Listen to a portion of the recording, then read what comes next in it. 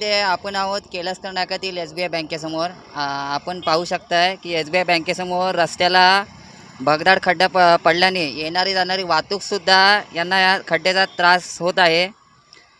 दापोलीतील काही नागरिकांनी याबद्दल आवाज उठवला तर त्याकडे सुद्धा दुर्लक्ष केले जात आहे। वारंवार होणाऱ्या तक्रारी याकडे PWD अधिकारी सुद्धा याकडे दुर्लक्ष करण्याचे आपले चित्र दिसण्यात येत आहे। आपण पाहताय मागील काही दिवसांमध्ये याच ठिकाणी दुचाकी व चारचाकी स्वार यांचे अपघात झाल्याची घटना आपल्याला दिसण्यात येत आहे। मात्र शासन याकडे कुठच्याही प्रकारे लक्ष देत नाही।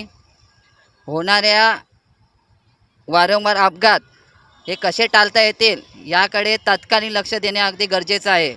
आम्ही काही राजकीय पक्षाने याबद्दल विचारणा केली तर त्यांच्याकडून एकच सांगितले जाते की आम्ही रस्त्याची पाहणी केलेली आहे, लवकरात लवकर तो शासनाकडून दुरुस्त करण्यात येईल।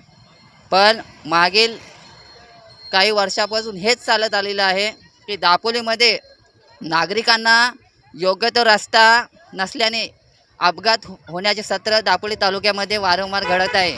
याकडे शासनाने लवकरात लवकर यांना जाग यावी व दापोलीतील रस्ते सुधारण्याबाबत संबंधित अधिकारी यांच्यावर कारवाई करावी असे नागरिकांचे विनंती करण्यात येत आहे।